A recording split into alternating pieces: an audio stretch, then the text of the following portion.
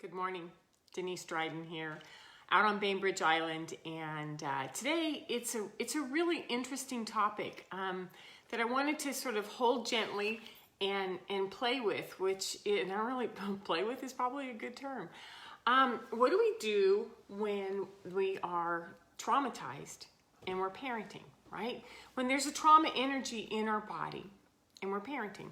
So I want to start with this idea that, today I'm going to talk about what it's like to be a parent, understanding the energy signatures of trauma, a little bit about Susie Miller and Lee Knighton Tallarico, and then maybe even a Masterpiece Theater, right? Because there's a Masterpiece Theater series, because there's some pieces I want to weave together, okay? I want to start with the fact that we are water-based, right? We're water-based and we're vibrational beings. We just have to go there first. We are water-based and we are vibrational beings, which is that whatever we feel, I love this little prop that I have, we broadcast out like an RKO radio tower, right? Whatever we feel, we broadcast out. Whatever we feel, we duplicate in others around us.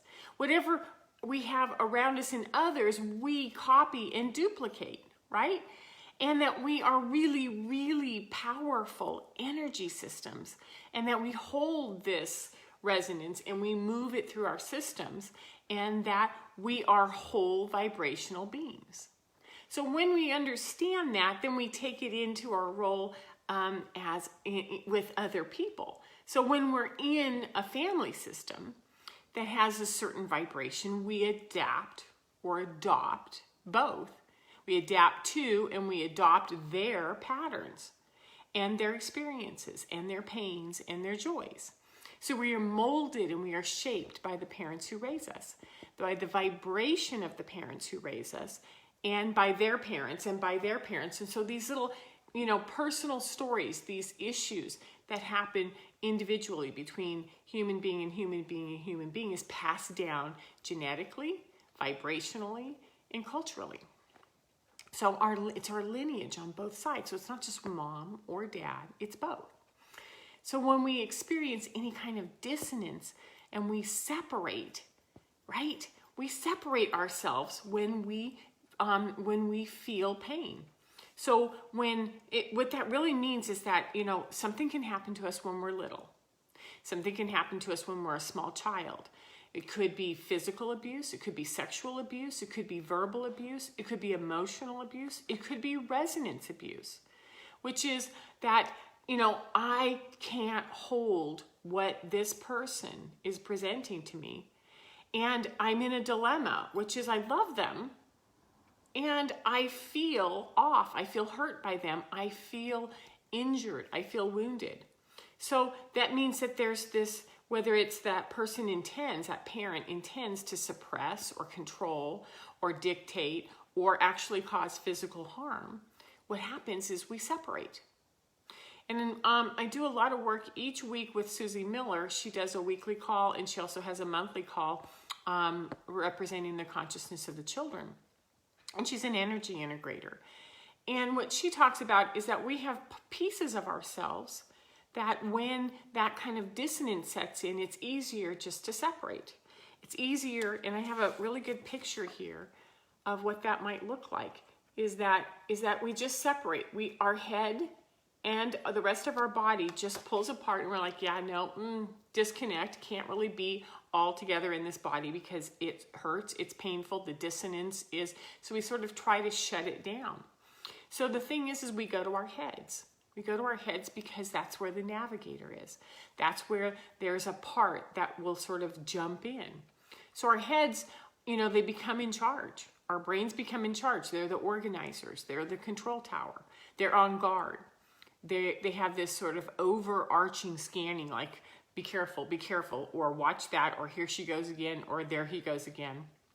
There's fear, there's reaction, there's separation. We go into hyper vigilance, hyper alert, okay?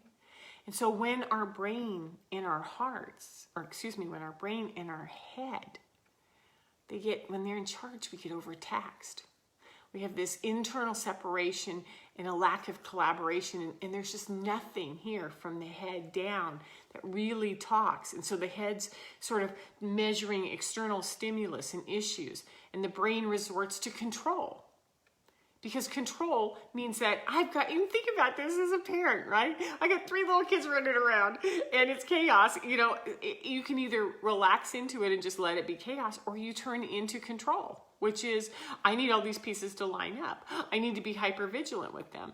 And that's where our anger and our fear and our anxiety comes from, is when we are separated, when we have these issues of separation and we're in control and we don't know what to do.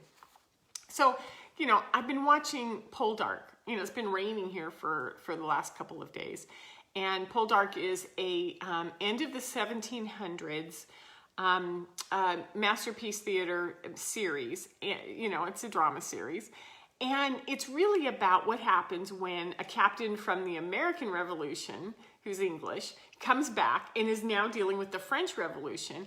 And he's part of the aristocracy who's also dealing with that sort of starvation and rights of the poor. And so what we're seeing constantly is that this is a highly reactive era where men who have power are trying to hold down something that's traumatized and scattered. And it's so interesting to watch this show while I'm talking about this topic that just keeps sort of presenting and tapping itself on my shoulder all week long. So it dawned on me that the patterns of pain and control are so deep in our culture. They go back hundreds, thousands of years. So we resort to powering up. We resort to powering over another when we feel internal or external chaos. That makes sense, right? When we feel like we're out of control, when the separated parts of ourselves are not in alignment, we go to the mental to guide us, and we go to control. So the thought of parenting makes this, so interesting, that we do the very best we can, and we don't always know what else we can do. We don't know what other options there are. So I'm going to go back to, we are vibrational beings, right? What we believe, what we hold on to, shows up out in front in our family systems. I've talked in previous times, just dropped something, about us being this torus, this huge energy system where we interact and blend with other human beings. So we emit a pulse, an energy that affects others around us. It's our resonance. Our resonance can be, clean and clear and happy and joyful, and it can be full of anxiety and fear and control. And if we are parenting, we are embedding our reactions, our challenges, our fears into our children. And so when we have anxieties and we have worries and we have this sort of disconnected control thing, we're also embedding that into our children. So my story is that I had some really early childhood traumas. And, now, at my age, I can look back and say, I have been disconnected for decades, right? Decades. And there's this sort of continual dissonance coming in from both of my parents. Both of my parents had this sort of raw, agitated dissonance. And so I had a lot of pieces all over the place, right? And so many of those pieces, I tried to sort of gather them up in love, and gather them up in parent, and gather them up in lead, and gather them up in coach, and do all of the things that I tried to do, thinking I was in charge, thinking I was doing something. But what I was really doing was my traumatized little pieces were trying to control everything in the house, everything out on the soccer field, everything in the neighborhood, because then I felt more comfortable. Now, it didn't help also that it wasn't just something that happened in the past, that there were also these continued traumas that were coming in from the external into our family system. And so that meant that agitation just never stopped until I realized I had power over it, right? I had control. So because this agitation was deep in my family system, and think about your family system, how far does this go back? Is it you, or is it your mom, or is it your dad, or is it your grandparents, or where is this system coming from? And for me, I decided that if I made the external look really good, then no one would know that I didn't know what the hell I was doing on the inside, right? Doesn't that sound familiar? And so what we do is we do our best to figure out how to kind of navigate through life, how to impress, guide, teach our children while we are dealing with an internal shit show that we aren't even aware is going on. So without knowing it, we become exhausted. We become worn down. We become reactive. We become impressionable. And then we subjugate this internal chaos onto those that we love. You know, and we just have to know that this is what we do with compassion and say, oh, I don't have to do that anymore if I now know. So the traumatized person is separated again, and here's my little picture, from their head, which is navigating, to their body. And so that traumatized person is just spreading this all over the place. I have another piece of paper over here. Okay, so the beautiful thing about knowing this is that now we know that we can bring these pieces all together. We know that there's something else we can do, right? So if the vibration is intense and we're out of sync and we're separated, it makes sense that we can't solve this from our head. We can't think our way through this. So when we go to what tools, what really works, I go to HeartMath Institute, which is, you know, it studies the information that goes from the heart to the brain. And what they're able to find out is that the heart receives the information first and then stabilizes and then sends information to the brain and to the body. And that the heart is this super intelligent being, or a part of our being, right? And that it is, what did they say, 5,000 times more effective, more intelligent than the brain. However, if we're disconnected from it, we don't have access to that wholeness of us. We don't have access to that second intelligence or those other intelligences, right? So when we access our heart, when we allow ourselves to feel, to actually experience some connection, we engage, we bridge those intelligences, and then we move from the head to the heart, and the heart to the gut, or the heart to the head, heart to the gut, and the three are in this beautiful column where we're embodied, right? So if we're separated and disconnected from ourselves, we're not whole. And when we're connected, we are bridged, and when we are bridged, we are present. We give ourselves permission, space to be, to heal, to thrive. We give our children space to be and to heal and to thrive. And what I love about this is that, you know, we could be parenting for years and years. Like I have children that are in their 30s, right? And we can also just be beginning to start with their little toddlers. The good news is that as soon as we get that our energy system matters to the children that we're raising, as soon as we get that, then we have the ability to change it, right? And when we change it, it impacts our children up and it impacts our children and grandchildren down, right? It means that we shift, they shift. And that when we connect to our whole body, they connect to their whole body.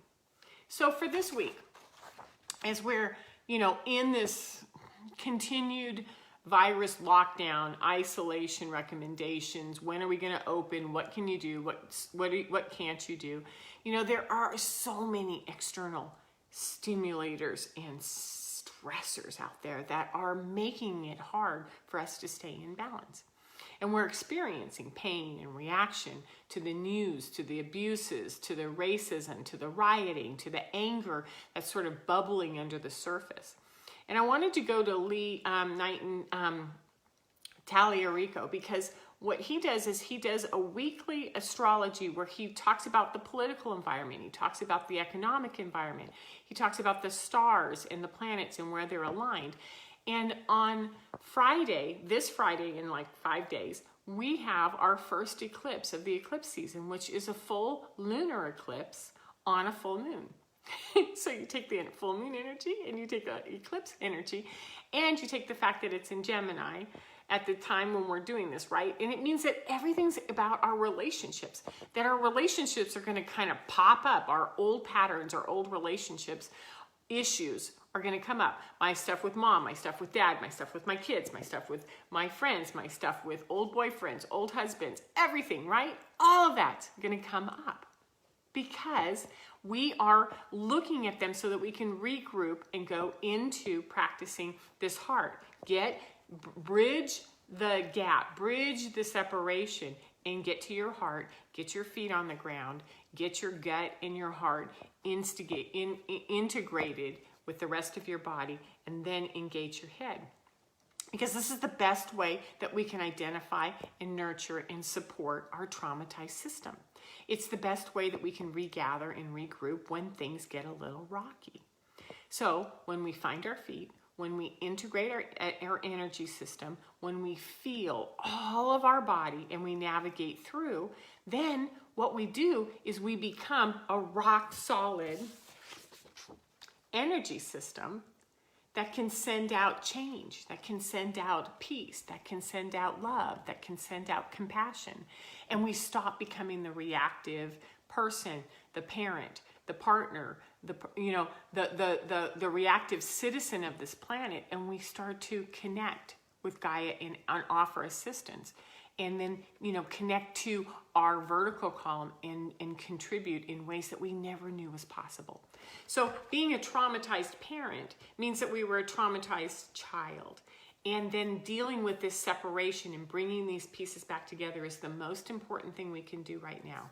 This is the kind of work I've really enjoyed doing over the last 25 years. And now when I apply the energetics and the integration part of it, it becomes phenomenal. So if this is something you'd like some assistance with, let me know. There are other videos. You can find me on DeniseDrydenCoaching.com. You have a wonderful Sunday, and get ready for that full moon on Friday. Talk to you soon. Bye-bye.